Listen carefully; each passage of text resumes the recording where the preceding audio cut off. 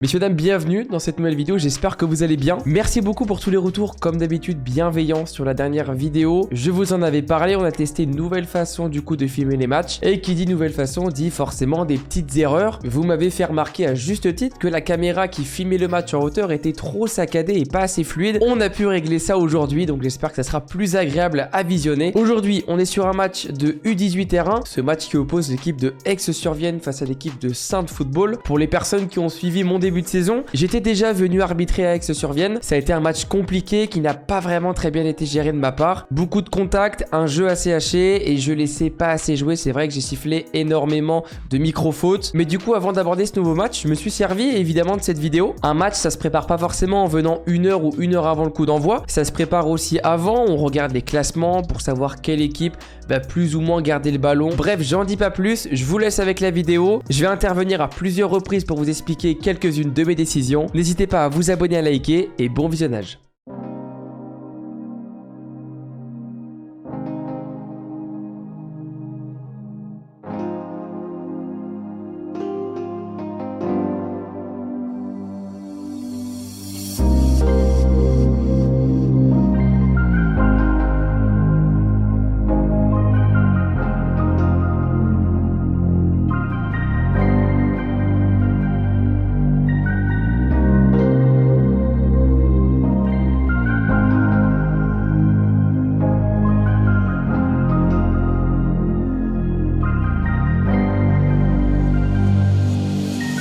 Si on fait le contexte, Sainte, 6ème, 14 points, ok. Aix, 4 points, 9ème. On va tirer rapidement les deux couloirs. Clac. Toute cette partie-là, c'est la vôtre, d'accord. Dès que le ballon il sort là, c'est à vous de prendre votre décision par rapport à la touche. Dès que ça passe de l'autre côté ici et de l'autre côté, c'est moi qui prends la touche et c'est vous qui me suivez, d'accord. Très important par contre sur le côté, signalez-moi bien quand le ballon sort, d'accord. Vous levez votre drapeau et voilà, vraiment toute cette partie-là, moi je vous suis et dès qu'on passe dans l'autre, c'est moi qui vous suis. Par rapport aux fautes, du coup c'est pareil, votre couloir ici et le couloir là, c'est vous qui gérez les fautes. Donc parfois je vais peut-être venir un peu dans votre couloir, je ne vais pas y passer tout le temps, mais ça peut être aussi intéressant qu'on signale les fautes à deux, mais vous pouvez prendre les pénaltys si je suis en retard. Ou si je suis masqué, il y a une main, il faut vraiment qu'on ressorte du terrain sans regret. D'accord. Ne me dites pas quand on rentre sur le terrain, enfin on revient au vestiaire, là il y avait une main, il est vraiment pénalty. Ok. N'hésitez pas à prendre vos responsabilités. Et si on se trompe, c'est pas vous qui vous trompez, c'est pas moi, on se trompe ensemble. Ok, il n'y a pas de souci par rapport à ça. Je pense avoir tout résumé, le but c'est surtout de prendre du plaisir et arbitrer à la touche, comme vous faites au centre, si vous avez envie de parler, etc. Okay. Voilà, il n'y a pas de souci. On match les gars. Vas-y. Allez go.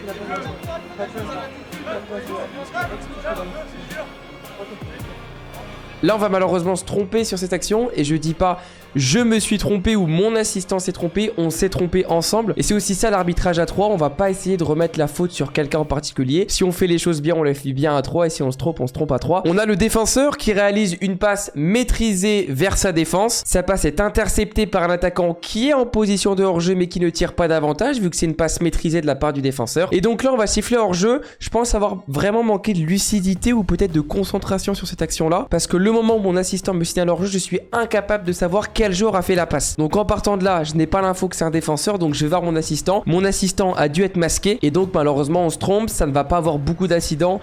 Mais voilà, il faudra faire attention la prochaine fois. Ça arrive, Nîmes, ça arrive maintenant.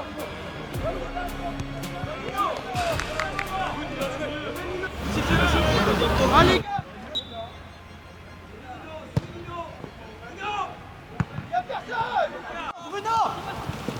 Jouez! Sans faute, messieurs! Attends,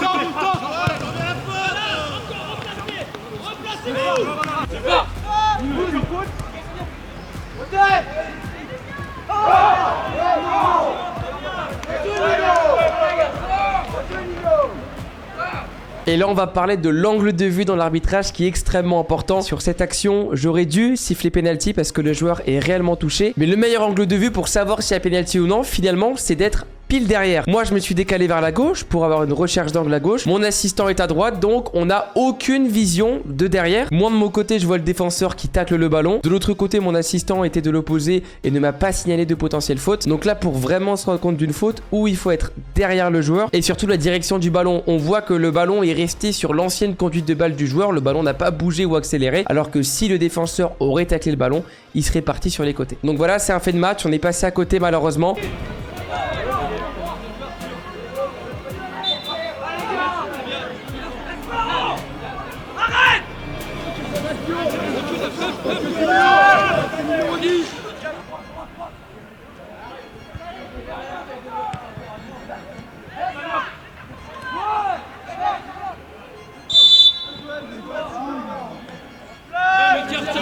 Vous êtes touché. Ok, j'en ai plus maintenant. Ah, c'est le ballon neuf.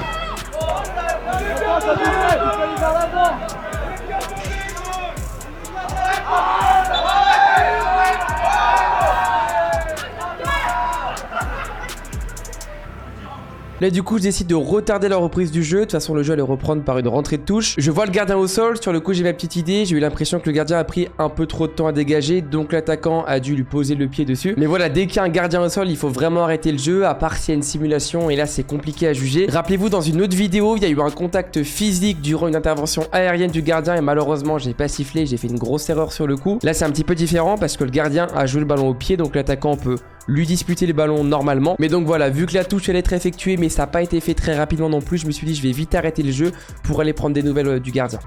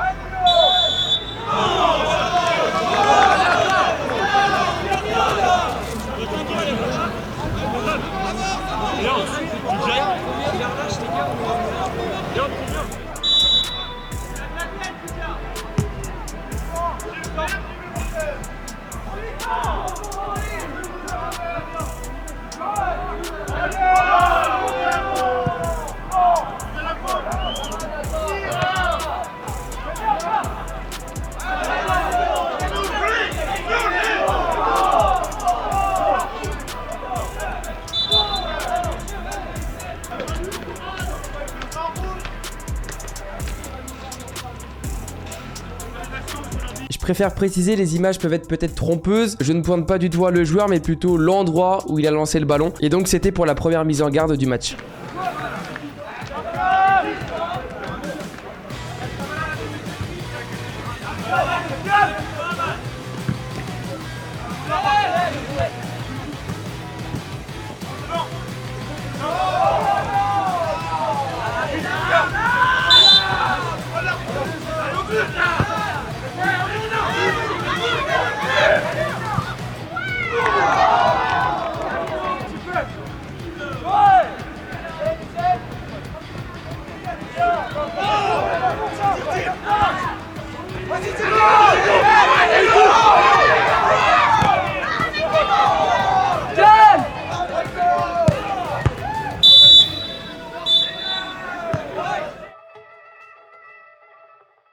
Fin de cette première mi-temps sur le score de 0-0. On sentait que le match pouvait vite monter en intensité pour pas grand chose. J'ai eu l'impression que j'ai fait 2 potentielles erreurs au début du match que je vous ai expliqué, mais je me suis dit plutôt que me les ressasser dans ma tête, je les analyserai tranquillement après le match et j'essaie de vite passer à autre chose pour surtout me concentrer à ce qui va arriver et ce qui est en train de se passer. Bref, on passe maintenant à la deuxième mi-temps.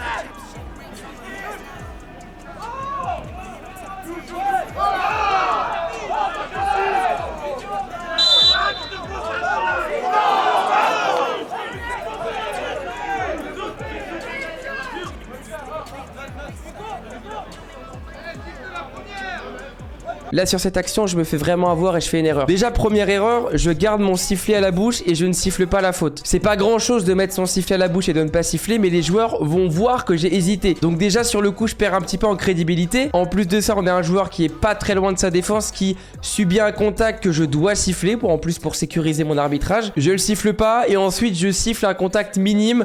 J'avais l'impression que c'était un contact plus ou moins important de mon angle de vue, de l'autre angle de vue de la caméra d'en face. On a l'impression qu'il y a presque rien. Donc là sur le coup je fais quand même une erreur qui en plus de ça fait un petit peu monter la tension.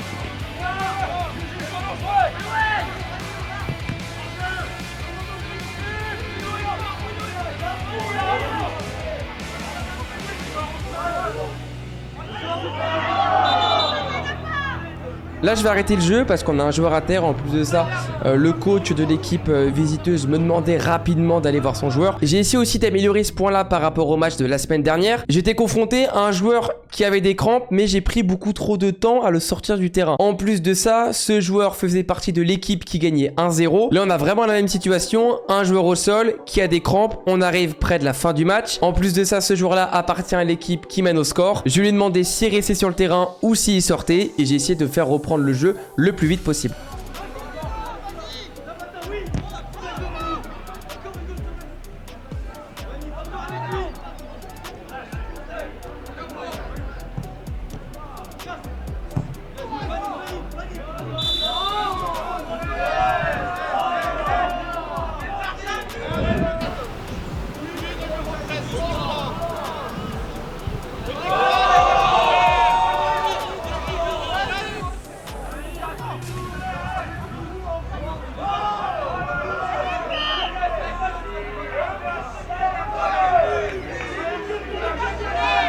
Second carton jaune du match, il est donc attribué à une personne du staff de l'équipe domicile. Le coach adjoint va donc montrer sa désapprobation avec des paroles désagréables. C'est pour ça que je l'avertis pour désapprobation des paroles de l'arbitre.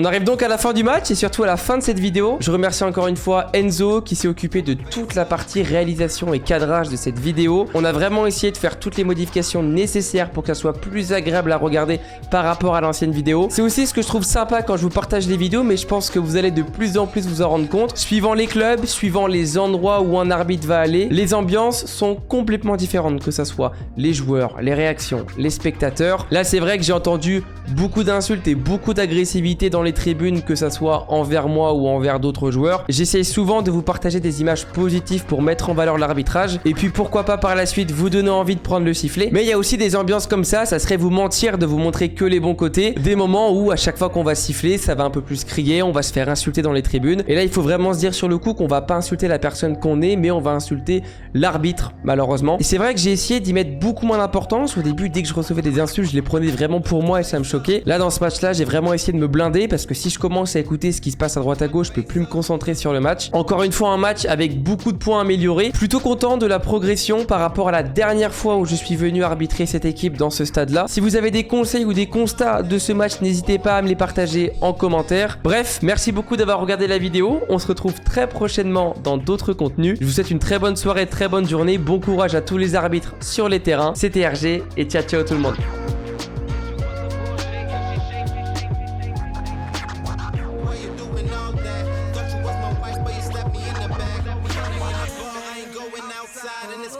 When it gotta roll up and now, see it from afar, got my thoughts in the sky. Where we used to kiss sunshine, shit, and why you gotta call me every day, pretending.